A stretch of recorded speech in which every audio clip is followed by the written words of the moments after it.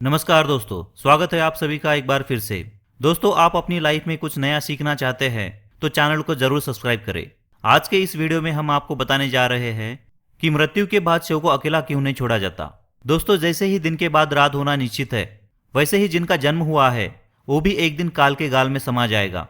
हिंदू धर्म में यदि किसी व्यक्ति की मृत्यु हो जाती है तो उसकी शव यात्रा निकालते हैं, यानी शव को जलाया जाता है और दाह यात्रा निकालते हैं।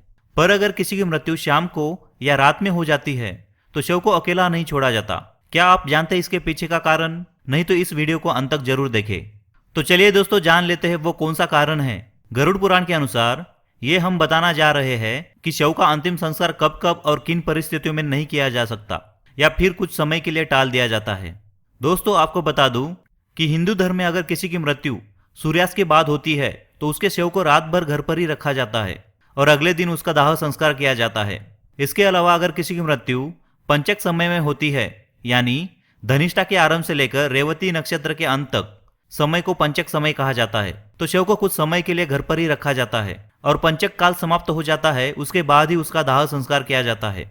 क्योंकि गरुड़ पुराण में बताया गया है कि अगर सूर्यास्त के बाद अथवा पंचक समय में शव का दाह संस्कार किया जाए तो उसे मोक्ष की प्राप्ति नहीं होती। इसलिए अगर किसी की मृत्यु रात में हो जाती है तो मृत शरीर को लेकर शमशान नहीं जाते और शव को घर पर ही तुलसी के पौधे के पास रखा जाता है। सुबह होने का इंतजार किया जाता है और ऐसे में शव को एक पल के लिए भी अकेला छोड़ा नहीं जाता।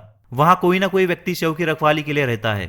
मृत शरीर को अकेला न छोड़ने का सबसे बड़ा कारण यह है कि अगर शव को अकेला छोड़ दिया जाए, हो सकता है जानवर उसे लोच खाए, और गरुड़ पुराण के अनुसार ऐसे में मृत आत्मा को भी यमलोक के मार्ग में ऐसे ही यातना होती है। और यह भी माना जाता है कि शव को अकेला छोड़ने से उससे गंध आने लगती है। इसमें शव के आसपास धूप या अगरबत्ती लगाकर रखते हैं।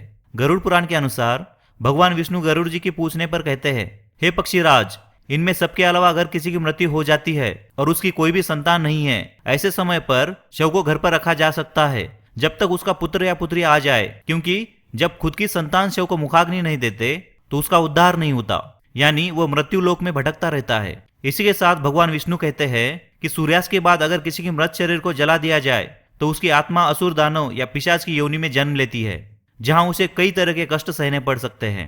यानी यही कारण है कि हिंदू धर्म में रात को अंतिम संस्कार नहीं किया जाता।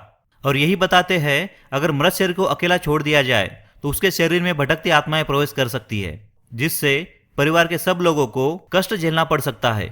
और यह भी कहा गया है कि मृत शरीर की आत्मा वहीं पर भटकती रहती है और अपने परिवार को देखती रहती है। गरुड़ पुराण के अनुसार यह सारे कारण हैं कि मृत शरीर को रात में अकेला नहीं छोड़ा जाता। तो दोस्तों, आशा करता हूं आपको यह हमारा वीडियो पसंद आया होगा। आपने इस वीडियो चैनल को सब्सक्राइब नहीं किया है तो जरूर सब्सक्राइब करें, ताकि और आपको ऐसे आध्यात्मिक रहस्यमय जानकारी मिलती रहे। धन्यवाद।